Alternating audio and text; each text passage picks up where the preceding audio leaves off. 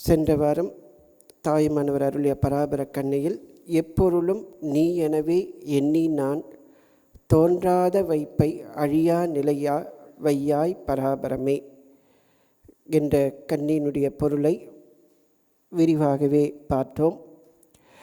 அதன் தொடர்ச்சியாக 70வது கண்ணி, சும்மா இருப்பதுவே சுட்டு அற்ற பூரணம் என்று எம்மால் அறிதற்கு எளிதோ பராபரமே. இது எல்லாமே பிரார்த்தனை மயமாகவே அருளியிருக்கிறார். சென்ற வாரம் பார்க்கும்போது எல்லாமே நீ என்று எண்ணி நான் தோன்றாத வைப்பை அழியாத நிலையாய் வையாய் பராபரமே என்று கேட்டார். இப்பொழுது சும்மா இருப்பதுவே சுற்றற்ற பூரணம் என்று எம்மால் அறிதற்கு எளிதோ பராபரமே. இதனுடைய பொருளை இப்பொழுது நாம் விரிவாகவே பார்க்கலாம். இந்த சும்மா இருப்பதுவே, அதாவது எந்த விதமான அசைவும் மன ஓட்டங்களும் சங்கல்ப விகல்பமும் எதுவும் இன்றி ஆன்மா தன்னில் தானே மூழ்கி அதிலேயே ஒடுங்கி இருப்பது. சும்மானாக்கா நான் எது சும்மா உட்காந்துக்கிறப்பான்னு சொல்லி வேலை வெட்டி இல்லாமல் சோம்பேறித்தனமாக உட்கார்ந்துருக்கிற அந்த நிலையை பற்றி சொல்லவில்லை. இது ரமண மகரிஷி போன்றோர் எப்படி இருந்தார்களோ அது போன்ற யதாஸ்தான நிலை. அவங்க முன்னணியில் போனாவே நம்முடைய எண்ணங்கள் எல்லாமே ஒடுங்கி நாமளும் அந்த தன் வயத்திற்கு சென்று விடுவோம். அது போன்ற ஒரு ஆற்றல் அனைத்தையும் ஒடுக்கி எது இருக்கிறதோ அதை மட்டுமே வெளிப்பட்டு அதிலேயே ஒடுங்கியிருக்கின்ற நிலை. மனத்தினுடைய சலனங்கள் எண்ணங்கள் அனைத்திற்கும் அப்பாற்பட்ட தூய இறப்பு, அந்த பரமாத்ம ஸ்வரூபம், ஆன்ம விழிப்பு என்றெல்லாம் சொல்லப்படுகின்ற அந்த நிலையைத்தான் சும்மா இருப்பதுவே அப்படின்னு, அந்த வே அதுதான் அல்டிமேட். அதுக்கப்புறம் வேறு ஒன்றும் இல்லை. இதை அடைவதற்காகத்தான் எல்லாமே. ஒரு முறை ஸ்ரீராமகிருஷ்ணரை பார்க்கறதுக்கு ஒரு பிராமணர் வருவா. அப்படி அவர் கொஞ்சம் உதவாக்கரை, சோம்பேறி, எந்த வேலையும் ஒழுங்காக பண்ண மாட்டார். குடும்பஸ்தன், ஆனாலும் குடும்பத்தினுடைய வேலைகளெல்லாம் அவர் ஒழுங்காகவே பண்ண முடியாது. ஸோ அப்படி இருக்கும்போது ஸ்ரீராமகிருஷ்ணர் கேட்குறார், எதுக்கு இப்படி இருக்கன்னு சொல்லி கேட்கும்போது அவர் ஏதோ ஒரு பதில் சொல்வார். என்ன பண்ணுறது, ஏதோ பண்ணிகிட்டு இருக்கிறோம், இதுக்கெல்லாம் ஒரு முடிவே கிடையாது, எது பண்ணாலும் சரி அதுக்கு எதுவுமே முடிவு கிடையாது. உடனே குருதேவர் சொல்வார், எங்கே முடிவோ அங்கே அமைதி அப்படின்னு ஒரு வார்த்தை சொல்வார். மனமும் சரி சித்தமும் சரி நான் என்கின்ற அந்த ஆய்வு திரும்ப திரும்ப அந்த விசாரம் செய்து செய்து எந்த இடத்தை சென்று அடைகிறதோ, எந்த இடத்திற்கு அப்பாற்பட்டு வேறு எங்கேயும் போவதில்லையோ வருவதில்லையோ அந்த பூரணம். அந்த பூரணம் அதாவது சுட்டு அற்ற, இங்கே சொல்கிறார். சுட்டு என்றால் ஒரு விஷயத்தை சொல்கின்ற ஒரு எதிரில் சொல்லப்படுகின்ற ஒரு விஷயம், அதாவது முன்னிலையில் இருக்கின்ற விஷயம். ஒரு குறிப்போடு சொல்வது, ஒரு அடையாளப்படுத்தி சொல்வது, ஒரு பெயரை கொண்டு உருவத்தை கொண்டு குணத்தை கொண்டு சொல்வது சுட்டு. எனக்கு முன்னாடி இருக்கின்ற ஒரு பொருளை நான் காண்கிறேன், இதனுடைய இயல்புகள் இப்படி அப்படின்னு சொல்லி அந்த தன்மை முன்னிலை படற்கை இது எல்லாமே அந்த சுட்டு என்கின்ற அந்த ஒரு நிலைக்குள் வந்துவிடும். சுட்டு அற்றனாக்கா இது அது நான் நீ என்று எல்லாவற்றையும் கலந்த நிலை. இது பார்த்திங்கன்னா அந்த கரணம் புறக்கரணங்களுக்கு அப்பாற்பட்ட நிலை. இந்த அந்த கரணம் புறக்கரணங்கள் பற்றி நாம் பார்க்க இருக்கிறோம். ஸோ இந்த சுட்டு அற்ற என்பது நிர்விகல்ப சமாதி என்று சொல்லப்படுகின்ற அந்த நிலை. அந்த நிலையை அனுபவிக்கும் போது தான் தெரியும். அது பற்றி வார்த்தைகளால் சொல்ல முடியாது. அந்த அனுபவத்தை சொற்களாலோ மற்றவர்களால் விளக்க முடியாது. எது இருக்கிறதோ அந்த நிலையில் நிலை பெற்று இருப்பது. ஸோ அதனால தான் அது பூரணம் என்று சொல்லப்படுகிறது. சுட்டு அற்ற பூரணம், முழுமை, எல்லாவற்றையும் தன்னுள் அடக்கி இருக்கின்ற முழுமையான அந்த ஒரு நிலை. அதனால்தான் உபநிடதங்கள் பூர்ணமத பூர்ணமிதம், அந்த ஒரு பூர்ண நிலையை அடைந்தவர்கள் மீண்டும் இந்த உலகத்திற்கு வந்தபோது எல்லாவற்றையும் பூரணமாகவே காண்பார்கள். இருப்பது அந்த இறைவன் மட்டுமே, வேறு எதுவுமே இல்லை. இங்கு நாம் காண்கின்ற பிறப்பு, இறப்பு, மரணம், நன்மை, தீமை எல்லாமே ஒரு பூரணம். அதாவது அந்த முழுமை பெற்ற நிலைக்கு வந்த பிறகு அவர்கள் பார்க்கின்ற அந்த காட்சியினுடைய தன்மை முழுமையாக மாறிவிடுகிறது. அவருடைய மனத்தில் எந்த விதமான சங்கல்பம், விக்கல்பம் எதுவும் இல்லை. காண்கின்ற அந்த காட்சி அனைத்தையும் அவர்கள் சாட்சியாகவே பார்க்கிறார்கள். இதில் அந்த தண்ணீர் எப்படி வெவ்வேறு அலைகளாக தோன்றி மறுபடியும் அந்த தண்ணீரில் மூழ்குகிறதோ அதே மாதிரி பிரபஞ்சத்தில், இந்த பிரம்மத்தில் இந்த உலகமானது தோன்றுகிறது. அந்த பிரம்மத்திலிருந்தே உயிர்கள் தோன்றுகின்றன, அந்த பிரம்மத்திலேயே நிலைப்படுகின்றன, மீண்டும் அந்த பிரம்மத்திலேயே ஒடுங்குகின்றன. ஸோ இப்படி தோன்றி மறைவதால் அந்த பிரம்மத்திற்கு எந்த விதமான பாதிப்பும் கிடையாது. அந்த தோற்றம் எல்லாம் அந்த நான், நீ என்ற அகங்கார மமகாரம் கொண்ட ஜீவர்களுக்கு அனுபவிக்கப்படுகின்ற ஒரு உணர்வாக, அதுவும் தற்காலிகமானது. தற்காலிகம் என்பது அந்த ஆன்ம ஞானியினுடைய பார்வையில் அவர்களுக்கு இது தற்காலிகம், நமக்கு அது போராட்டம். அந்த இறைநிலை அடைகிற வரைக்கும் இந்த போராட்டங்கள் இருந்து கொண்டே இருக்கும். ஆனால் இறைநிலை அடைந்த பிறகு நமக்கு நடக்கின்றவற்றையே நாம் சாட்சியாக பார்ப்போம். ஏனென்றால் என்னுடைய உண்மையான இயல்பு மாறாதது, அழிவற்றது, பிறப்பற்றது. இப்போது காண்கின்ற அந்த நிலை இது மாற்றத்திற்குரியது, இது ஒரு விளையாட்டு என்பதை நாம் உணர்ந்து, எப்படி இந்த உடையை நாம் உடுத்திருக்கிறோம், சில வருடங்கள் கிழிந்த பிறகு அதை தூக்கி எறிகிறோமோ அது போன்று இந்த உடம்பை நாம் காண்போம். ஸோ இது போன்று அந்த பூரணம், அனைத்திற்கும் அப்பாற்பட்ட அந்த பூரணம் என்று எம்மால் அறிதற்கு எளிதோ. எம்மால்னாக்கா ஆணவம், கண்மம், மாயை மும்மலங்களுக்கு வசப்பட்டு கிடைக்கின்ற என்னை போன்ற ஜீவர்களால் அறிய முடியுமா? அதற்கு அரிதோ? அது அவ்வளோ சுலபமாக அறிகின்ற காரியமா அப்படின்னு கேட்குறார். யார்கிட்டனாக்கா பராபரமே, அனைத்திற்கும் அப்பாற்பட்டு அனைத்திலும் உறைந்து எப்போதும் பரிபூர்ணமாக விளங்குகின்ற பராபரமே, இந்த ஒரு பிரார்த்தனையை நான் உன்னிடத்தில் வைக்கிறேன். என்னுடைய உள்ள கிடக்கை இதுதான். சும்மா இருக்கின்ற அந்த சுகத்தில் நான் திளைக்க வேண்டும். ஸோ அத்தகைய ஒரு நிலையை எனக்கு நீங்கள் அருள வேண்டும் என்பது தான் இங்கே தாயுமானவர் குறிப்பிடுகிறார். இந்த சுற்றற்ற என்பதுக்கு இன்னும் நம்ம கொஞ்சம் விளக்கமாக பார்க்கலாம். ஸோ இந்த கண்ணினுடைய அடித்தளமாக இருப்பது சுற்றற்ற. இந்த சுற்றற்றன்றதுக்கு உரையாசிரியர்கள் எல்லோருமே அந்த கரணங்கள், அதாவது அந்த கரணம் புறக்கரணங்களுக்கு அப்பாற்பட்ட ஒரு நிலை. நம்ம கரணங்கள் என்னன்னாக்கா ஏற்கனவே முன்னாடியே நாம் பார்த்துருக்குறோம். அந்த கரணங்கள் முதல்ல புறக்கரணங்கள், மெய், வாய், கண், மூக்கு, செவி, இது 5 ஞானேந்திரியங்கள் போன்ற வாரத்தில் இதை பற்றி விரிவாகவே பார்த்தோம். அதுக்கப்புறம் கர்மேந்திரியங்கள், கை, கால், வாய், எழுவாய், கருவாய் எல்லாமே கர்மேந்திரியங்கள். இது 2மே புறக்கரணங்கள். அடுத்து அந்த கரணம் மனம், புத்தி, சித்தம், அகங்காரம், இது 4ம் சேர்ந்தது அந்த கரணம். மனம்னாக்கா நமக்கே தெரியும், எண்ணங்களுடைய அலைப்பாய்கின்ற அந்த ஒரு இயல்பு. புத்தி என்பது இப்போ நான் ஒரு விஷயத்தை பார்க்குறேன், இது ஒரு கடிகாரம் என்று நான் இப்போ தீர்மானமாக சொல்கிறேன். ஆனால் மனம் இது ஒரு விஷயத்தை பார்த்து அந்த விஷயத்தினுடைய அமைப்பை புத்தி கிட்ட கொடுக்குது. புத்தி இது ஏற்கனவே நாம் பார்த்துருக்குறோம், இது கடிகாரமாகத்தான் இருக்கும் அப்படின்னு அது தீர்மானிக்குது. ஆனால் அல்டிமேட் சுச்சுவேஷனுக்கு வரல. அது உடனே அந்த சித்தத்துக்கிட்ட அனுப்புது. சித்தம் ஏற்கனவே பதிவு செய்யப்பட்ட எண்ணற்ற நினைவுகளுடைய ஒரு பெட்டகம், கம்ப்ளீட் ஹார்ட் டிஸ்க் மாதிரி. முற்பிறவியில் பண்ணது, இப்போ பண்ணது எல்லாமே அதுக்குள்ளே சேமித்து வைக்கப்பட்டிருக்கும். ஸோ அந்த சித்தம் அங்கீகரிக்குது, ஆமாம் இது ஒரு கடிகாரம் தான். ஆனால் சித்தத்துக்கிட்ட அது வந்தால் கூட அது கடிகாரம் என்று அங்கீகரிப்பது இந்த அகங்காரம், நான் என்கின்ற அந்த ஜீவன்.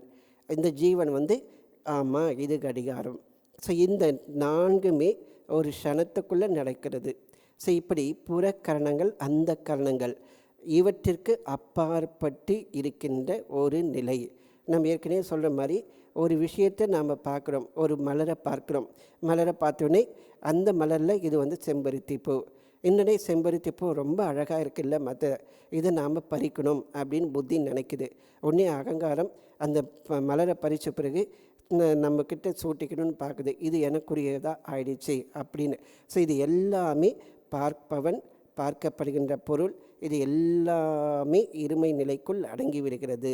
இந்த சுற்றற்ற நிலை என்பது பரிபூர்ண நிலை. அங்கே காண்பவன், காணப்படுபவன், உடைமை கொள்பவன், உரிமையை இழப்பவன் எதுவுமே இல்லை.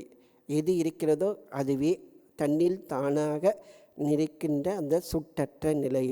எப்போது நாம் அந்த கரணங்களுடைய செயல்பாட்டை, முதல்ல புறக்கரணங்களுடைய செயல்பாடு, அந்த கரணங்களுடைய செயல்பாட்டை நிறுத்தி நம்முடைய அகங்காரத்தை அழித்து இறைநிலையில் நம்மை இருத்தி, அந்த இறைநிலையில் நம்மை முழுமையாக கரைக்க முடிகிறதோ, அந்த இறைநிலை எப்போது நம்மை ஆட்கொள்கிறதோ அப்போது சுட்டுதல் என்பது நின்று விடுகிறது. நாம் முயற்சி செய்து கொண்டே இருக்கோம். ஆனால் அந்த முயற்சியை அங்கீகரிப்பது அந்த இறைவன். அந்த இறைவனுடைய அருள் நம்மை ஆட்கொள்ளும் போதுதான் நாம் காண்பவன், காணப்படுகின்றவன் என்கின்ற அனைத்து பேதங்களையும் கடந்து அந்த பூரண நிலையை நாம் அடைய முடியும். அந்த பூரண நிலையில் என்பது நாம் ஏதோ செய்வது அல்ல. எதுவாக இருக்கிறோமோ அதுவாகவே இருக்கிறோம். நாம் ஏதோ புதுசாக ஆகிறோம் என்பது அல்ல. நாம் என்னவாக இருக்கிறோமோ அதுவாக ஆகியிருக்கிறோம். எதையாவது அடைதல் இல்லை. நம்முடைய இயல்பு எதுவோ அந்த இயல்பிலேயே இருப்பது. ஸோ இதை அடைய வேண்டும், இதை பெற வேண்டும், இதை இழந்து விட்டோம், இதை இழக்கக்கூடாது என்பது எல்லாம் தாண்டி அனைத்திலும் நிறைவாக இருக்கின்ற அந்த பூரணம். ஸோ அந்த பூரணத்தில் சும்மா இருப்பதுவே, அதிலேயே திளைத்திருப்பது. உண்மையிலேயே எது உண்மையான கஷ்டம்னாக்கா சும்மா இருப்பது. அதாவது எண்ணங்களுக்கு அப்பாற்பட்ட இந்த சகஜ நிலையில், ஆன்ம நிலையில் இருப்பது தான் கடினமான காரியம். மற்ற எல்லாவற்றையுமே ஜெயிக்கலாம். அது குறிப்பதற்காகத்தான் புராணங்கள் எல்லாமே தோன்றியது. அசுரராக இருந்து தவம் செய்து எல்லா உலகங்களையும் வசப்படுத்தி, எல்லா தேவர்களையும் வசப்படுத்தி, மும்மூர்த்திகளுக்கும் அழிவே இல்லாத வரத்தை எல்லாம் கூட பெற்றாலும் இது அனைத்துமே பூஜ்யம். அதை குறிப்பதற்காகத்தான் புராணங்கள் எல்லாமே வந்தது. ஆகவே சும்மா இருப்பது என்பது அந்த ஒரு நிலையில், ஆதாரத்தில் எது உண்மையோ அந்த நிலையிலேயே இருப்பது. அதை அடைவதற்கு ஒரு வழி இல்லை. அதுதான் இயல்பு. அப்படின்னாக்கா அந்த இயல்பை எப்படி பெறுவது? அதற்காகத்தான் நம்முடைய முன்னோர்கள் பூஜை, முதல்ல சரியை, முதல்ல தொண்டு, உடலை இறைவனுக்குரியதாக நாம் உணர வேண்டும். ஆகவே தான் தொண்டு முதலில் செய்ய வேண்டும், கர்மயோகம். அதற்கப்புறம் கிரியை, அந்த தொண்டிற்கு அப்பாற்பட்டு அக பூஜை. முதலில் புறத்தில் எல்லா பூஜை எல்லாம் செய்ய வேண்டும். அடுத்து கிரியை, அந்த புறத்தில் பூஜை. முதல்ல தொண்டு, மற்றவர்களுக்கு இறைவனுக்கு தொண்டு செய்ய வேண்டும். தொண்டு செய்த பிறகுதான் தூய்மையான பாவனை மலரும். தூய்மையான பாவனை மலர்ந்தால்தான் நாம் பூஜையை ஒருமுகப்பட்ட மனத்தோடு செய்ய முடியும். அதனால்தான் சரியை, அடுத்து கிரியை. இது ரெண்டும் சரியாக இருந்தால்தான் யோக நிலை வாய்க்கும்.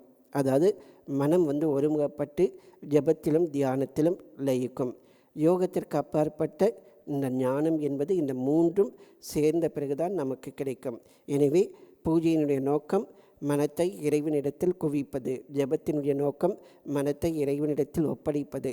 தியானத்தினுடைய நோக்கம் அந்த இறைமயமாகவே ஆவது. யோகத்தினுடைய நோக்கம் அந்த இறைவனிலேயே கரைந்து விடுவது.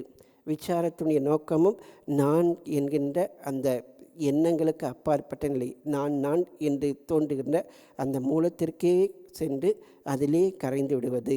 இது அனைத்துமே எங்கே செல்கிறது என்றால் அந்த சும்மா இருப்பதுவே. இதை குறிப்பதற்காகத்தான் பரந்தாமன் பார்க்கடலில் பள்ளி கொண்டிருக்கிறான். அவர் யோக நிலையில் இருப்பதெல்லாம் அந்த சும்மா இருக்கின்ற அந்த நிலை. சிவபெருமான் யோக நிலையில் இருப்பது அதைத்தான் குறிக்கிறது. அனைத்தையும் கடந்த, எல்லாவற்றையும் தன்னுள் அடக்கிய பரிபூர்ணமான நிலை. ஸோ இந்த நிலையை பற்றி பகவத்கீதையில் எப்படின்னாக்கா, ஆபூரியமானம் அச்சல பிரதிஷ்டம் சமுத்திரமாப பிரவிசந்தி யத்வத் தத்வத் காமாயம் பிரவிசந்தி சர்வே ச சாந்தி ஆப்னோதி ந காம காமி. ஒரு அற்புதமான ஸ்லோகம்.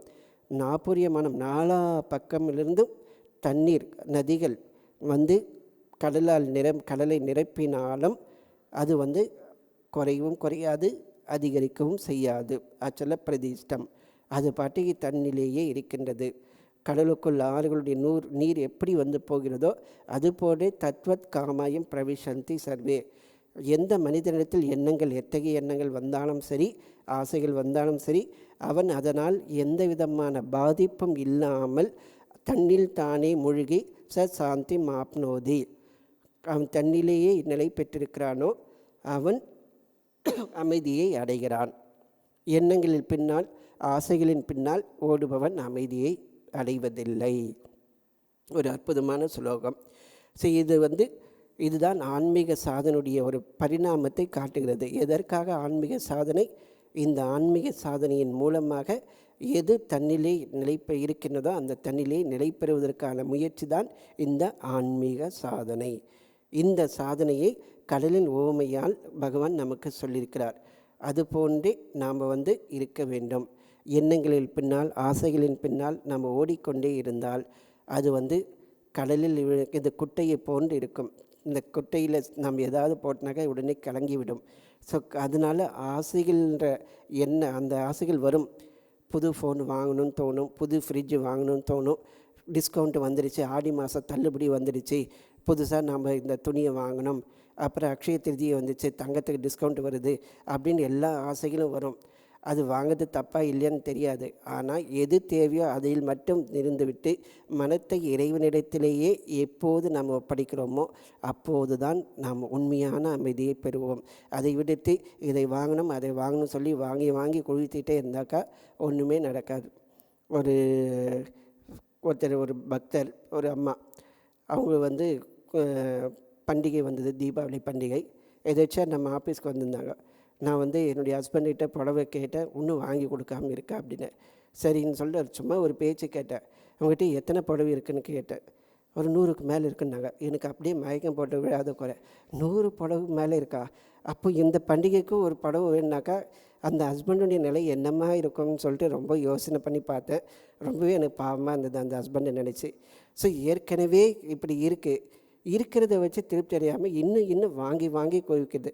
ஸோ இப்படியே தான் ஜென்ஸ் எடுத்துக்கிட்டாலும் இப்படி தான். அவங்களையும் எடுத்துக்கிட்டே நினச்சிங்க, எத்தனை ஷர்ட் இருக்குதுன்னு அவங்களுக்கே தெரியாது, வாங்கி வாங்கி குவிச்சிட்டு இருப்பாங்க. ஷர்ட்டுன்றது ஒரு ஓமை நான் சொல்லுது. இந்த மாதிரி நம்ம வீட்டுக்கு போனாக்கா எது தேவைன்றதோட எது தேவையில்லையோ அதுதான் அதிகமாக இருக்கும். ஸோ பொருட்களும் சரி, எண்ணங்களும் சரி. எண்ணங்கள் பார்த்திங்கன்னா எது தேவையில்லையோ அதையே தான் நினச்சிட்டு இருப்போம். திரும்ப திரும்ப அந்த எண்ணத்தை பின்னாடியே ஒரு எண்ணத்துலேருந்து இன்னொரு இடத்துலேருந்து இன்னொன்று, இப்படி பார்த்தீங்கன்னாக்கா எதுக்கு ஓடுறோம், என்ன பண்ணிகிட்டு இருக்குன்னு ஒன்றுமே தெரியாமல் ஒரு பொம்மை மாதிரி ஒரு கார் எப்படி ஒருத்தர் ஓட்டிகிட்டு போயிட்டு இருக்கானோ அந்த மாதிரி அது பாட்டுக்கு போய்கிட்டே இருக்குது. ஸோ இப்படி ஓடிக்கிட்டே இருக்கிறவனுக்கு அமைதி என்பது இல்லை அப்படின்னு ஸ்ரீ கிருஷ்ணர் சொல்கிறார். ஆசைகளின் பின்னால், எண்ணங்களுக்கு பின்னால் ஓடுபவன் அமைதியை அடைவதில்லை. அப்போ என்ன தான் பண்ணுறது? B still.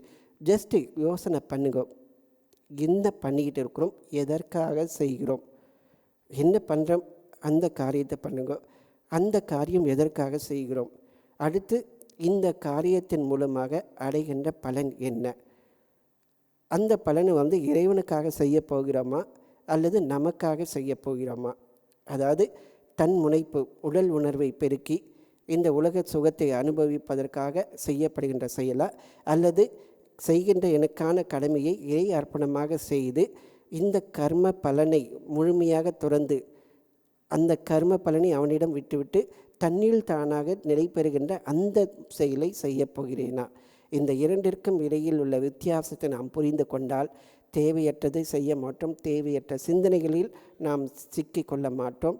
எது தேவையோ அதை செய்துவிட்டு மீதி நேரத்தில் என்னவாக இருக்கிறோமோ அதில் இழைப்பதற்கு முயற்சி செய்வோம். அந்த என்னவாக இருக்கிறோமோ அதில் இருப்பதற்கான முயற்சி தான் ஜபம், தியானம், பூஜை எல்லாமே. ஸோ இந்த ஆன்ம சாதனை என்பது இந்த ஒரு நிலையை அடைவதற்காகத்தான் செய்யப்படுகிறது. இந்த நிலையை உண்மையான நிலை, அதாவது இறைநிலை பெற்ற அந்த சும்மா இரு சொல் அற, அது முருகப்பெருமான் அருணகிரிநாதருக்கு உபதேசம் செய்த அந்த க்ஷணமே அவருக்கு கிட்டிவிட்டது. இறை அருள் இருந்தால் பல்லாயிரக்கணக்கான ஆண்டுகளாக மூடியிருக்கின்ற அறையில் ஒரு ஜீவத்தை ஏற்றிவிட்டால் எப்படி இருள் விலகிவிடுமோ அப்படி அந்த ஜீவனுடைய போராட்டங்கள் அனைத்துமே முடிவில் வந்து விடுகிறது. ஆனால் அந்த இறையருள் பெறுவது என்பது அவ்வளவு சுலபம் அல்ல. அதற்கு உண்மையிலேயே நாம் அகங்காரத்தை துறக்க வேண்டும். அந்த அகங்காரத்தை முற்று முதலாக துறக்க முடியாது என்பதற்காகத்தான் சரியை, கிரியை, யோகம், ஞானம் என்று பல படிகளில் வைத்திருக்கார். தொடர்ந்த ஒரு முயற்சி. நம்முடைய முயற்சியை, சிரத்தையை பார்த்த பிறகுதான் இறைவன் நமக்கு அருள் புரிகிறான். இப்போ இந்த சும்மா இருத்தல் எடுத்துக்கிட்டிங்கனாக்கா, முதல்ல இந்த உடம்பு வரைக்கும் உடம்பு அசையாமல் உட்காந்துட்டு இருக்குது. ஏதோ சோகத்தில் சாந்திக்கிட்டோ ஏதோ ஒன்று பண்ணிவிட்டு அப்படியே இருக்கிறான். என்னடா பண்ணிகிட்டு இருக்காம எங்கேயோ சும்மா உட்காந்துக்கிறான்னு நாம் சொல்வோம். ஸோ ஃபஸ்ட்டு இது. அடுத்தது மனத்தில் இருக்கின்ற எண்ணங்களை அனைத்தும் ஒழுட்டி மௌனமாக இருத்தல். மனத்தினுடைய எண்ணங்கள் அனைத்தையும் அடக்கி இருத்தல். ஆனால் இன்னும் நாம் அந்த இறைநிலையை அறியவில்லை. ஏனென்றால் அந்த அறிவு இயங்கிக் கொண்டிருக்கிறது. இந்த நான் மனத்தினுடைய எண்ணங்களை எல்லாம் நிறுத்திவிட்டேன், அந்த ஒரு விருத்தியானது இருக்கிறது. அடுத்து அந்த விருத்தியும் கரைந்து எதுவாக இருக்கிறோமோ அதில் நிலை பெறுவது ஆன்ம பாவனை. இந்த ஆன்ம பாவனை தான் சும்மா இருத்தல். ஆன்ம பாவனை, ஆன்மாவில் ஒடுங்கி அந்த மயமாகவே இருத்தல். இதை சகஜ சமாதி என்று சொல்வார்கள். ஆனால் நிர்விகல்ப சமாதியை அடைந்த பிறகு இந்த சகஜ சமாதி இயல்பாக பலருக்கு கூடும். சில நேரங்களில் நிர்விகல்ப சமாதிக்கு முன்பு இது கூடும். தாரணை முடிந்து தியான நிலை தாண்டிய ஒரு நிலை. ஆனால் கிட்ட இதுதான் இருக்குது, நிர்விகல்ப சமாதியை அடையவில்லை. ஸோ எப்போ இந்த மாதிரி இந்த சமாதி நிலை கிடைக்கிறதோ அப்போது நமக்கு இறையருள் கிட்டிவிட்டது, அல்லது இறையருள் நமக்கு கிடைக்கின்ற தூரம் அதிக தொலைவு இல்லை என்பதை நாம் புரிந்து கொள்ள முடியும். இந்த நிலையை ஆன்மாவினுடைய நிலை, அதாவது இறை அருளால் ஆன்ம நிலையை பெறுவதை பற்றி சைவ சித்தாந்தம் 3 விதமான நிலைகளாக குறிப்பிடுகிறது. கேவல நிலை, சகல நிலை, சுத்த நிலை. ஸோ கேவல நிலை என்றது ஆன்மா ஆணவ மலத்தில் மூழ்கி அறிவற்று செயலற்று இருக்கின்ற நிலை, கரணங்கள் தோன்றாத நிலை. அடுத்து சகல நிலை, உலகப் பொருட்களோடு கூடி இன்பங்களை நுகர்கின்ற நிலை, இந்த நிலை.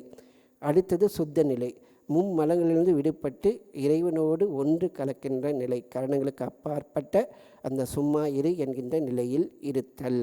ஸோ இந்த சும்மா இருக்கின்ற நிலை என்பது அந்த சுத்த நிலையை தாயுமானவர் இங்கே குறிப்பிடுகின்றார். இந்த சுத்த நிலையைத்தான் நிர்விகல்ப சமாதி என்று அத்வைத வேதாந்தம் சொல்கிறது. இந்த நிலையை அடைவதற்கு முன்பாக சவிகல்ப சமாதி, அங்கு அறிபவன், அறியப்படும் பொருள், இந்த ஒரு பேதம் கொஞ்சம் இருக்கும். நான் இறைவன், அதாவது இறைவன், நான் பக்தன் என்கின்ற ஒரு பேதம் இருக்கும். ஆனால் நிர்விகல்ப சமாதியில் பக்தன், இறைவன் என்ற பேதம் எதுவுமே இல்லை.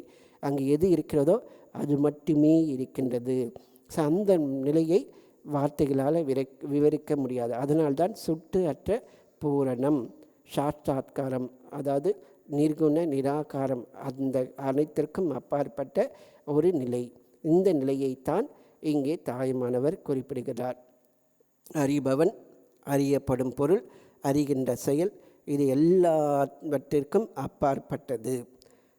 இந்த அப்பாற்பட்ட, எப்படி இந்த கண் எல்லாத்தையும் பார்க்குது, ஆனால் கண்ணை கண்ணாக பார்க்க முடியாது. விளக்கு எல்லாத்தையும் ஒளிர செய்யுது, ஆனால் அந்த விளக்குக்கு ஒளிர செய்வதற்கு வேறு ஒரு விளக்கு தேவைப்படாது, அந்த விளக்கினுடைய ஒளிச்சத்தை. அந்த மாதிரி ஆன்மாவிற்கு எதுவுமே தேவையில்லை, அது தன்னிலேயே நிலை பெற்றிருக்கு. அதனால்தான் அதை சச்சிதானந்தம் என்று முன்னோர்கள் அழைக்கின்றார்கள்.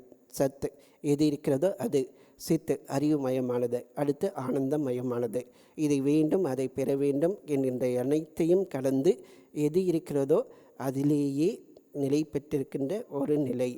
இந்த நிலையை அடைவதற்காகத்தான் நம்முடைய முன்னோர்கள் சைவ சித்தாந்தத்தில் சரியை, கிரியை, யோகம் என்று வைத்தது போன்று யோக மார்க்கத்தில் யமம், நியமம், ஆசனம், பிராணாயாமம், பிரத்யாகாரம், தாரணை, தியானம், சமாதி என்று அஷ்டாங்க யோகத்தை வைத்தார்கள். இந்த நிலையை அடைவதற்கான படிநிலைகள், முதலில் யமத்தையும் நியமத்தையும் நாம் ஒழுக வேண்டும். அதன் பிறகுதான் ஆசனத்தில் அமர முடியும்.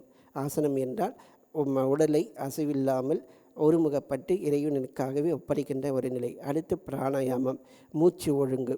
அடுத்ததாக பிரத்யாகாரம், மனத்தை அடக்கி ஒரு குறிப்பிட்ட விஷயத்தில் ஒழுமுகப்படுத்துவது. அடுத்து தாரணை, ஒரே விஷயத்தில் மனத்தை குவிப்பது, அடுத்து தியானம்.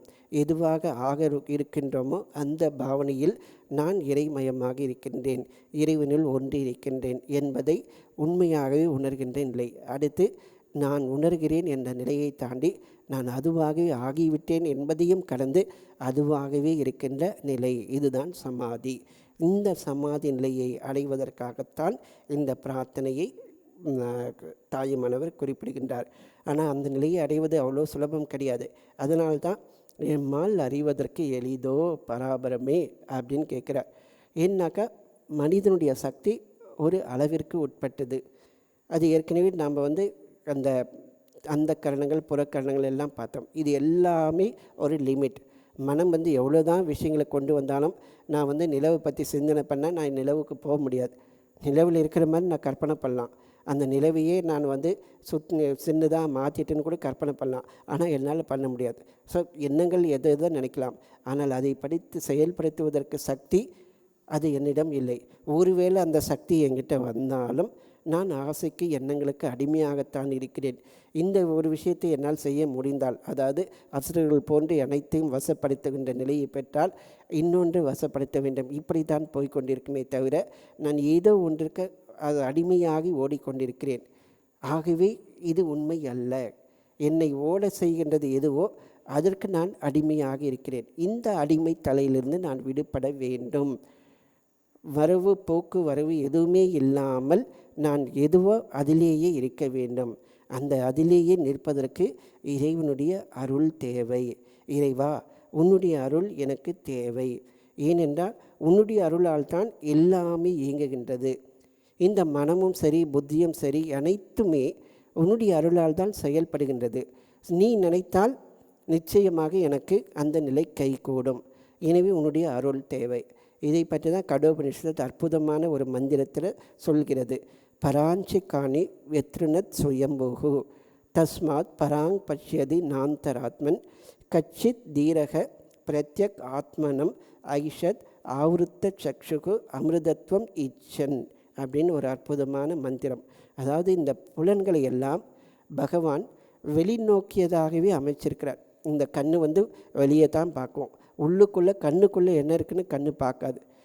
செவி எல்லாமே வெளியில் இருக்கிற சொற்களை கேட்கும், உள்ளே நடக்கிற இயக்கத்தை பற்றி சொல்ல முடியாது.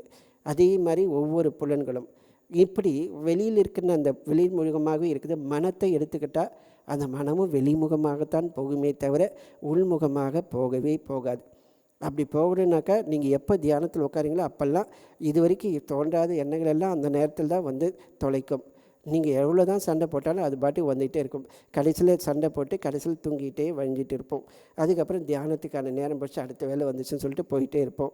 இப்படியே தான் டெய்லி போயிட்டு இருக்குது. ஸோ இந்த மனத்தினுடைய போராட்டம் சரி, புலன்களுடைய போராட்டம் எல்லாம் என்ன ரீசன்னா, இறைவன் அது வெளிமுகமாக படைத்திருக்கிறார். ஆனால் யார் ஒருவன் இந்த புலன்களை, அதாவது வெளிமுகமாக பார்க்கின்ற அந்த ஒரு இயல்பை மாற்றி உள்முகமாக திருப்புகின்றானோ, அவனுடைய இயல்பானது புறமுகமாக போவதிலிருந்து அகமுகம் ஆகிவிட்டதோ அவன்தான் தீரன். ஸோ அவன் புலன்களை ஒடுக்கிவிட்டான், தன்னுள் இருக்கின்ற ஒன்றை கண்டு கொண்டான். ஆவருத்த சக்ஷுகு, அதாவது புலன்களுக்கு அப்பாற்பட்ட ஒன்று எதுவோ அதை அவன் கண்டு கொண்டான். அமிர்தத்துவம் எதற்காக அவன் செய்கிறான்? மரணமில்லா பெருநிலையை அடைவதற்காக அவன் உள்முகமாக திருப்புகின்றான். எனவே இந்த ஐம்புலன்களை வெளிமுகமாக இருக்கின்ற அந்த ஐம்புலன்களை உள்முகமாக திருப்புவதற்கு சாதாரண முயற்சி தேவைப்படாது, அசாதாரண முயற்சி தேவை. இந்த அசாதாரண முயற்சி எப்போது வரும்? உண்மையான ஒரு விழிப்புணர்வு, ஒரு தெளிவு, ஒரு விவேகம். விவேகம் என்றால் கொஞ்ச நேரத்தில் போகிறது கிடையாது. உண்மையிலேயே ஒரு விவேகம், முடிவு பண்ணிட்டாக்க அதிலேயே நிலைத்திருப்பது. கடவுள்தான் உண்மை, இந்த உலகம் நிலையற்றது, இந்த உடம்பு நிலையற்றது. ஆனால் உடலுக்குள் உரைகின்ற அந்த ஆன்மா எப்போதும் அழிவற்றது. இந்த ஆன்மாவை அடைவது தான் என்னுடைய வாழ்க்கையினுடைய லட்சியம். நிலையற்றது நிலையற்றதாகவே இருக்க விட்டு விட்டேன். நிலையற்றதை நிலையானதாக மாற்றுகின்ற அந்த வீணான செயல் என்னுடைய வாழ்க்கையில் இனி கிடையாது. இந்த உடலை ஊம்புவதற்கு என்ன தேவையோ அந்த செயலையும் இறை அர்ப்பணமாக செய்வேன். அதை செய்து கொண்டே நான் இறைவனை இறை இயல்பில் நிலை பெறுவதற்கு முயற்சி செய்வேன் என்ற முயற்சி செய்து ஆசைகளுக்கு பின்னால் ஓடாமல், அந்த மனத்திற்கு பின்னால் ஓடாமல் தன்னிலேயே மூழ்கியிருக்கின்ற ஒரு செயல் வைராகியம். இது வேண்டும் இது வேண்டாம் என்கின்ற அந்த நிலையெல்லாம் தாண்டி வைராகியத்தோடு மனத்தை ஒருமுகப்படுத்தி இறைவனிடத்திலேயே அர்ப்பணம் செய்பவன் யாரோ அவன்தான் தீரன், அவன்தான் அறிவாளி. அந்த தீரன் அவன் புலன்களுடைய கவர்ச்சிக்கும் இந்த உலக தோற்றங்களுக்கும் மயங்குவதில்லை. அத்தகைய இறைவன், அத்தகைய தீரனால் புலன்களை திருப்புகின்றவனால தான் ஆன்மாவை அறிய முடியும். ஆகவே தான் அந்த தீரன் என்று இங்கே சொல்லப்படுகிறது. இந்த தீர நிலையைத்தான் தாயுமானவர் கேட்கின்றார், எம்மால் அறிதற்கு இயலுமோ இறைவா, அந்த தீர நிலையை எனக்கு கொடு. எனவே இந்த புலன்களை வெளிமுகமாக நீ அமைத்திருக்கிறாய். அந்த கரணங்களும் அனைத்தும் வெளிமுகமாக போய்கொண்டிருக்கின்றன. புறக்கரணங்கள் அனைத்தும் புறமுகமாக இருக்கின்ற அந்த உலகை அனுபவிப்பதற்காக படைத்திருக்கின்றன. எனக்கு இந்த உலக இன்பங்கள் தேவையில்லை. உலக இன்பங்கள் முடித்து சொர்க்கலோக இன்பமும் தேவையில்லை. இவ்வுலக மறு உலக இன்பங்கள் எதுவுமே எனக்கு வேண்டியதில்லை. எது இருக்கிறதோ அதிலேயே நான் நிலை பெற வேண்டும்.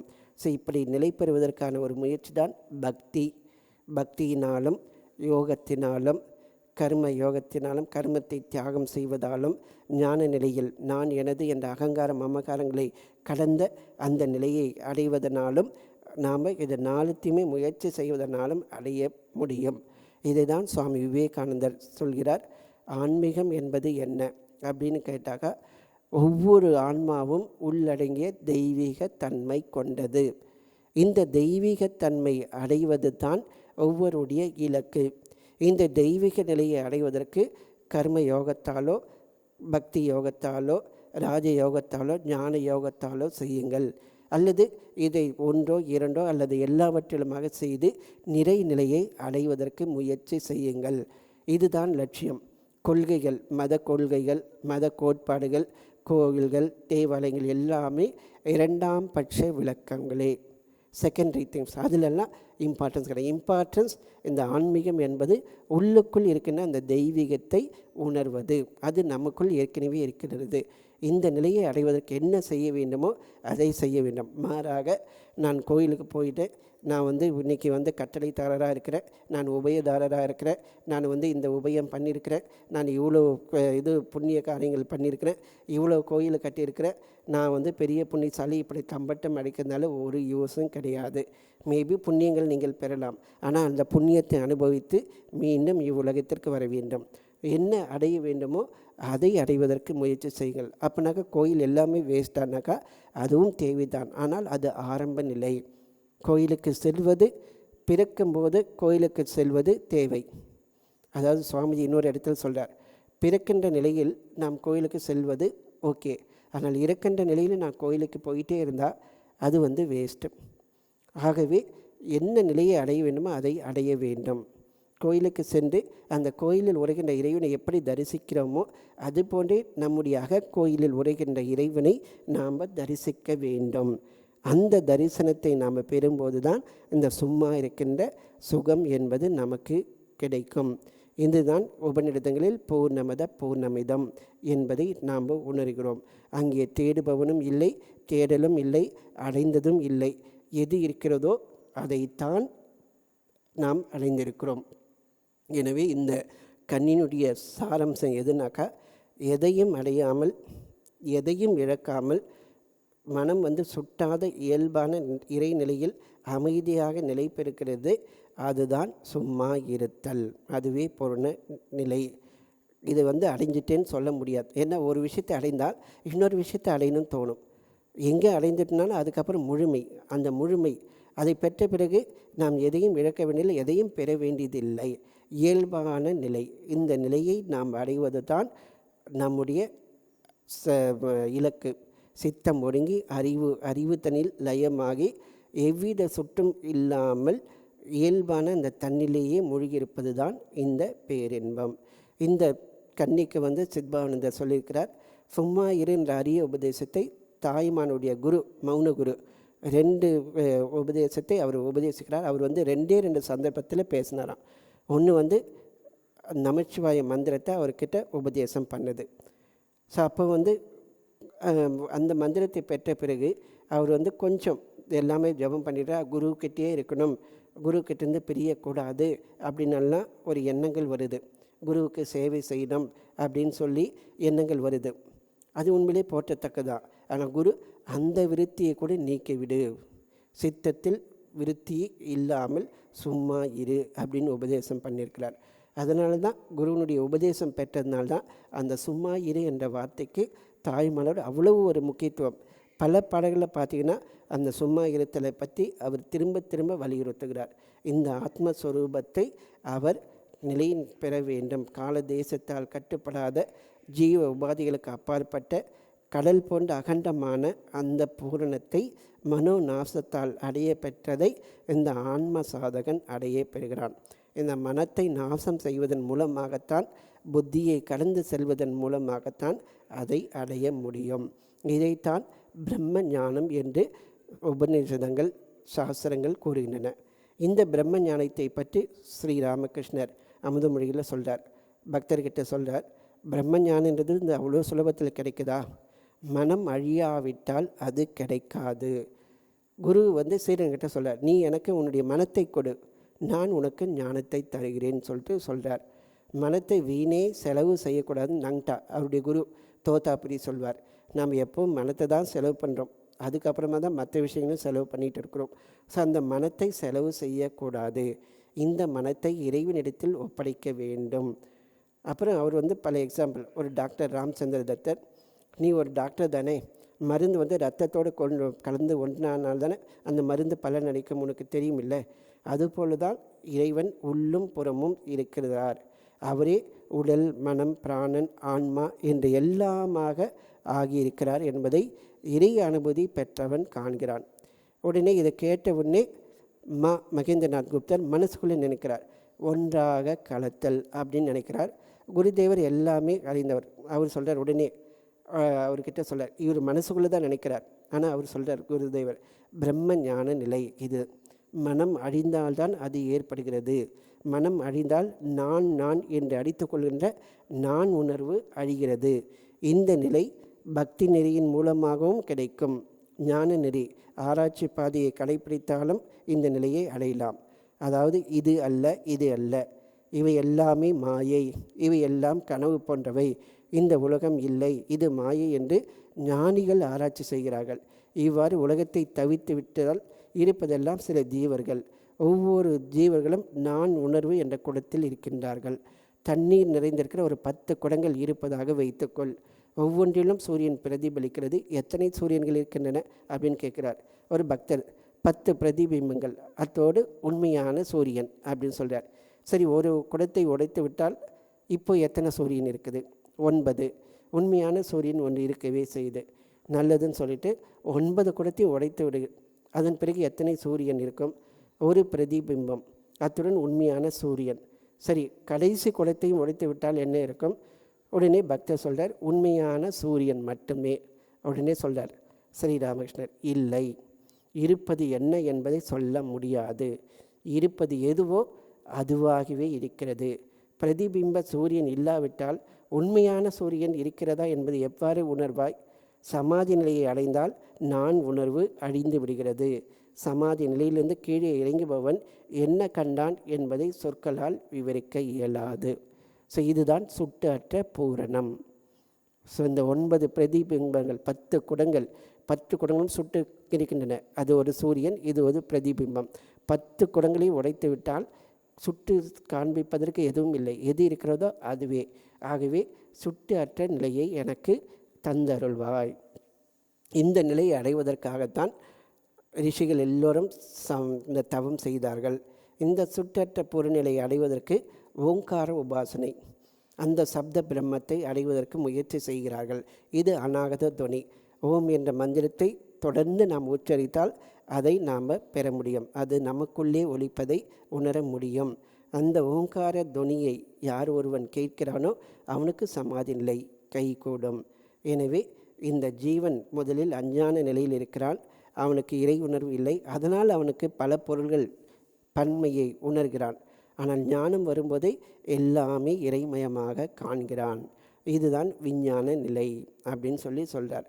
ஸோ இந்த நிலையை அடைவதற்காகத்தான் அனைவரும் முயற்சி செய்கிறார்கள். இதனை இறை அருள் மூலமாக, குரு அருள் மூலமாக பெற வேண்டும். கந்தர் அனுபூதியில் 12வது பாடல், செம்மான் மகளை திருடும் திருடன் பெம்மான் முருகன் பிறவான் இரவான் சும்மா இரு சொல்லற என்றலுமே அம்மா பொருள் ஒன்றும் அறிந்திலனே. இங்கே அவரை பற்றி சொல்கிறார். அவன் பிறப்பற்றவன், இறப்பற்றவன், பெம்மான், அதாவது மிக பெரியவன், அனைத்திற்கும் அப்பாற்பட்டவன்.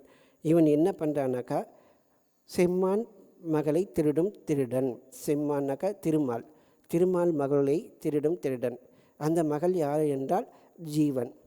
யார்? செம்மான் மகள். யார் தன்னை இறைவனுக்குரியவர்களாக கருதுகிறார்களோ, இறைவனை அடைய வேண்டும் என்ற முயற்சி செய்கிறார்களோ அவர்களை திருடுபவன், அவர்களை கவர்பவன். திருடு என்பது ஏதோ பிறருக்குரிய விஷயத்தை திருடுவது, பிறருக்குரிய. இங்கே திருடுகின்ற இந்த திருடன் நம்முடைய அகந்தையை நீக்குகின்றான், இல்லாததை திருடுகிறான், நீக்குகின்றான். ஆகவே இங்கே திருடு என்று சொல்லப்படுகிறது. எனவே இறைவா, நீ சும்மா இரு சொல்லற அப்படின்னு ஒரு உபதேசம் சொன்ன உடனே, நீ உன்னை தவிர்த்து வேறு ஒன்றுமே நான் அறியவில்லை, அம்மா பொருள் ஒன்றும் அறிந்திலேன்னு. அந்த 10 குடங்களும் உடைந்த பிறகு என்ன இருக்கிறதுன்னு சொல்ல முடியாது. பொருள் ஏதாவது இருக்கா? நான் அதுவாகவே ஆகிவிட்டேன் அம்மா, இது என்ன ஆச்சரியம் சொல்லி அவர் வியக்குகின்றார். இதே மாதிரி தாய்மானவர் இந்த நிலையை அடைவதற்கு பற்றி அவர் சொல்கிறார். கந்துக மதக்கரியை வசமாக நடத்தலாம், கரடி வெம்புலி வாயையும் கட்டலாம், ஒரு சிங்க முதுகின் மேற்கொள்ளலாம், கட்செவி எடுத்தாடலாம், வெண்தழலின் இரத்தம் வைத்து நைந்து உலோகத்தையும் வேதித்து விற்று உண்ணலாம், வேறொருவர் காணாமல் உலகத்தில் உலாவலாம், விண்ணவரையே ஏவல் கொள்ளலாம், சந்ததமும் இளமையோடு இருக்கலாம், மற்றொரு சரீரத்திடமும் புகழ்தலாம், சலமேல் அதாவது தண்ணீர் மேல் நடக்கலாம், கனல் மேல் நெருப்பின் மேல் இருக்கலாம், தன்னிகழில் சித்தி பெறலாம், எல்லா சித்தியும் அஷ்டமா சித்தியும் பெறலாம். ஆனால் எல்லாத்தையும் சொல்லிட்டு, சிந்தையை அடக்கி சும்மா இருக்கின்ற திறமது சத்தாகி என் சித்தமிசை குடிகொண்ட அறிவான தெய்வமே, தேஜோமயம் ஆனந்தமே. இது எல்லாம் பெற்றாலும் உங்ககிட்ட அந்த சிந்தையை அடக்கி சும்மா இருக்கின்ற அந்த சிரம், அந்த சத்தாகி என் சித்தமிசை குடிகொண்ட அறிவானதை உன்னுடைய அருளால் தான் அது நடக்கும். இறைவா, அந்த நிலையை எனக்கு தந்தருள்வாய் என்று இங்கே தாய்மானவர் வேண்டுகின்றார். ஸோ இப்பொழுது நாம் இந்த ஒரு தாய்மானவர் அருளிய பராபர கன்னியினுடைய ஒரு தியான முறையை முயற்சி செய்வோம். ஒரு 5 நிமிடம் அல்லது 7 நிமிடம் இதை செய்வோம். எல்லோரும் நிமிர்ந்து உட்காருங்கள். கையை சின்முதிரையில் வைத்துக்கொண்டு உங்களுடைய கண்களை மூடுங்கள். உங்கள் சுவாசத்தை கவனியுங்கள்.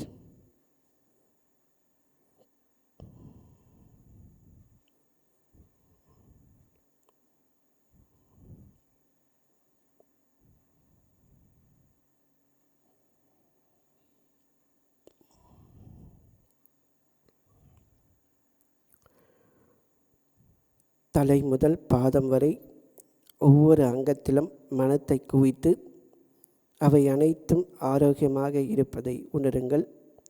புத்துணர்வோடு இருப்பதை உணருங்கள். வலிமையோடு இருப்பதை உணருங்கள். இறைவனால் காக்கப்படுவதை உணருங்கள். நெற்றி, கண்கள், செவி, நாசி, வாய், கழுத்து, தோள்கள் என்று ஒவ்வொரு பகுதியிலும் மனத்தை குவித்து அவை அனைத்தும் வலிமையோடு புத்துணர்வோடு இறைவனால் காக்கப்படுவதை உணருங்கள்.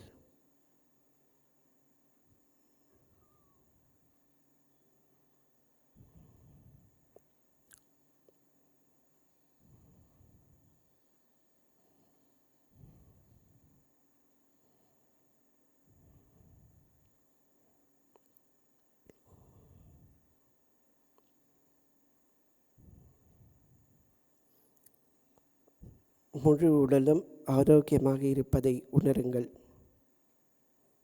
உங்களுடைய முழு உடலிலும் புத்துணர்வு அலைகள் பொங்கி பரவுவதை உணருங்கள். உங்களுடைய முழு உடலும் வஜ்ரம் போன்று வலிமையாக இருப்பதை உணருங்கள். இந்த உடல் இறைவனால் காக்கப்படுகின்றது என்பதை உணருங்கள். இந்த உடல் இறைவனால் இயக்கப்படுகிறது, இறைவனாலேயே காக்கப்படுகின்றது. உள்ளுக்குள் இயங்குகின்ற அந்த இறை சக்தியை அடைவதுதான் லட்சியம்.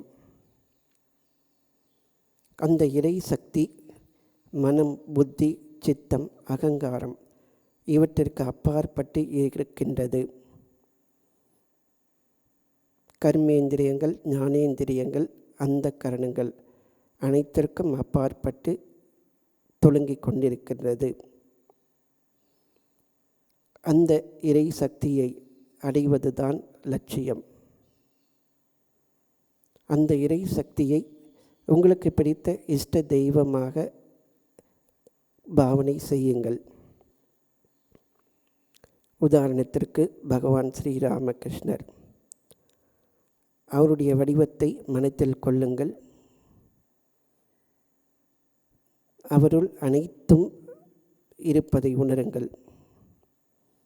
படைத்தல், காத்தல், அழித்தல் முத்தொழிலுக்கும் செய்து அதற்கு அப்பாற்பட்டு எப்போதும் பூரணமாக இருக்கின்ற அந்த பரம்பொருளை பகவான் ஸ்ரீராமகிருஷ்ணர் வடிவில் உபாசனை செய்ய போகிறோம். அந்த இறைவனிடத்தில் பிரார்த்தனை செய்யுங்கள். இறைவா, உங்கள் அருளால் நான் இந்த மனித பிறவியை பெற்றிருக்கிறேன். உங்கள் அருளால் இந்த ஆரோக்கியமான புத்துணர்வோடு வஜ்ரம் போன்று உன்னால் காக்கப்படுகின்ற இந்த உடலை பெற்றிருக்கிறேன். இந்த உடலுக்குள் தாங்களே இருந்து இயக்கிக் கொண்டிருக்கிறீர்கள். அதே நேரத்தில் இந்த உடலுக்கு அப்பாற்பட்டும் இருக்கின்றீர்கள். உங்களை கண்டு கொள்ள அருள் புரியுங்கள். அருள் கொண்டு என்னிடத்தில் வெளிப்படுங்கள். என்னிடத்தில் ஆன்ம பாவனை மலர அருள் புரியுங்கள். தெய்வீக பாவனை என்னிடத்தில் உதயமாக அருள் புரியுங்கள் என்று பிரார்த்தனை செய்யுங்கள். உங்களுடைய பிரார்த்தனையை கேட்டு அவர் அருள் புரிகின்றார். உங்களுடைய உள்ளத்தில் ஒரு தெய்வீக தாமரை மலர்வதாக எண்ணுங்கள்.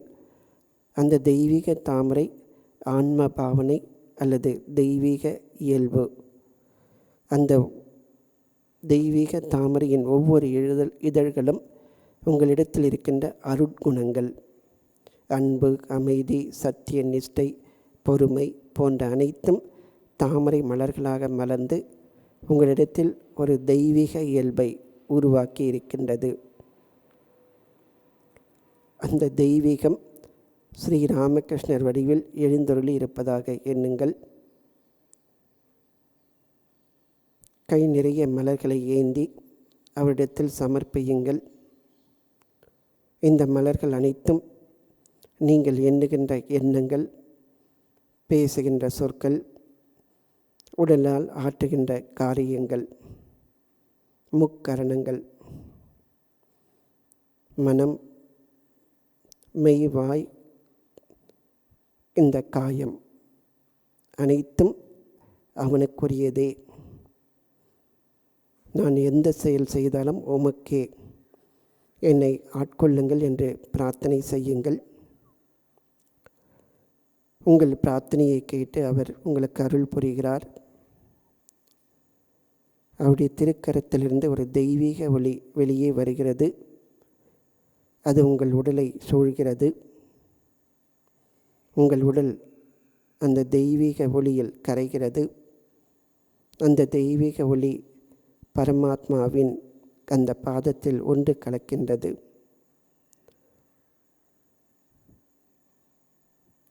அந்த பரம்பொருளும் தெய்வீக மயமான தெய்வீக ஒளியாக வீற்றிருக்கின்றார்.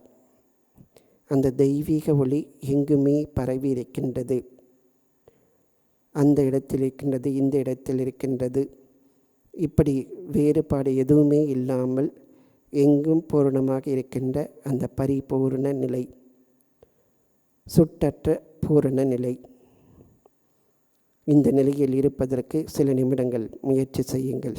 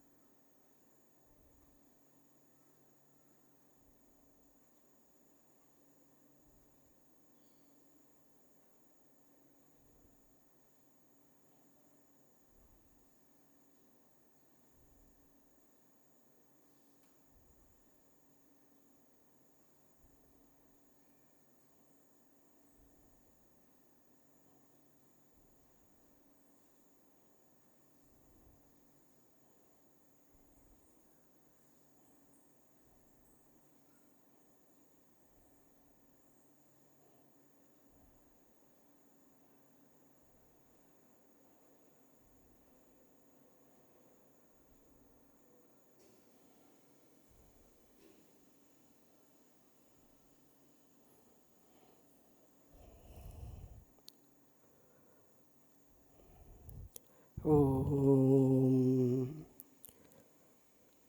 மீண்டும் உங்கள் மனம் சாதாரண நிலைக்கு வருவதாக உணர்ந்தவுடன் அந்த தெய்வீக ஜோதி, அதிலிருந்து அந்த ஜோதி வெளியே வருவதை உணருங்கள். அந்த பரஞ்சோதி பகவான் ஸ்ரீ ராமகிருஷ்ணராக வடிவெடுப்பதை உணருங்கள். உங்களது ஜோதி அது நீங்கள் கொண்ட உடலை வடிவத்தை பெறுவதாக எண்ணுங்கள். இப்பொழுது கை நிறைய மலர்களை ஏந்தி பகவானிடத்தில் சமர்ப்பியுங்கள். சும்மா இருப்பதுவே சுட்டற்ற பூரணம் என்று எம்மால் அறிவதற்கு எளிதோ பராபரமே. அருள் புரியுங்கள் பகவானே. இந்த பூரண நிலையை நான் இந்த பிறவிலேயே அடைவதற்கு திருக்கருணை வையுங்கள்.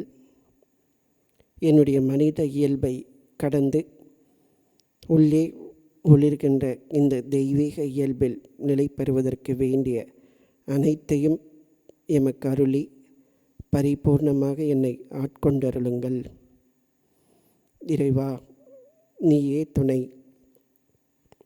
நீயே எனக்கெல்லாம் என்று வேண்டிக் கொண்டு அந்த மலர்களை பகவானின் திருவடியில் சமர்ப்பித்து உங்கள் தலையை அவரது திருவடியில் வைத்து நமஸ்காரம் செய்யுங்கள்.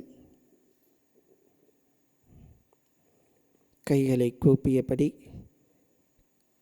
அவரை தரிசனம் செய்தவாறே கண்களை திறந்து எதிரில் இருக்கும் பகவான் ஸ்ரீராமகிருஷ்ணரின் திருவுருவத்தை தரிசியுங்கள்.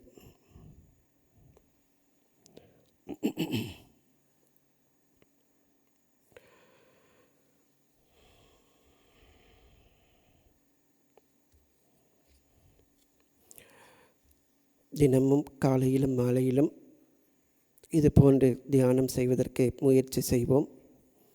குறைந்தது ஒரு அரை மணி நேரமாவது பல மாதங்கள் செய்து வந்தால் நிச்சயமாக ஒரு இயல்பு நமக்கு பிறக்கும். அது அனுபவிக்கும்போது நாம் உணர்ந்து கொள்வோம். அடுத்த கன்னி, முன்னோடு பின் பக்கம் முடியடி நாப்பண் அரணின் தன்னோடு நான் இருப்பது என்றோ சாற்றாய் பராபரமே. இப்போது நாம் அந்த தியானத்தில் உணர்ந்ததை போன்று முன்னும் சரி பின்னும் சரி அடிமுடி எல்லாமே அற்று தன்னோடு நான், அதாவது உண்மையிலேயே எது இருக்கிறதோ அதிலேயே நான் இருப்பது என்றோ சொல்வாய் பராபரமே என்ற கன்னியின் பொருளை பார்க்க இருக்கிறோம். வரும் ஒரு 9 மாதம் நாம் இங்கே இல்லை, வெளியூர் பயணம் செய்ய இருக்கின்றோம். அடுத்த வாரம் திருப்பதி, அதுக்கடுத்த வாரம் பகவானுடைய திருக்கைலாய யாத்திரை மேற்கொள்ள இருக்கிறோம். ஆகஸ்ட் 7ஆம் தேதி திரும்ப வருகிறோம். அப்போது சசிமர ஜெயந்தி. அதை முடித்த பிறகு அந்த மாதத்தின் மத்தியில் வருகின்ற வியாழக்கிழமை தொடங்கி நாம் இந்த பராபர கன்னியை அனுபவிப்போம். ஓம் சாந்தி சாந்தி சாந்தி. ஹரி ஓம். தத்சத். ஸ்ரீராமகிருஷ்ணார்பணமஸ்து.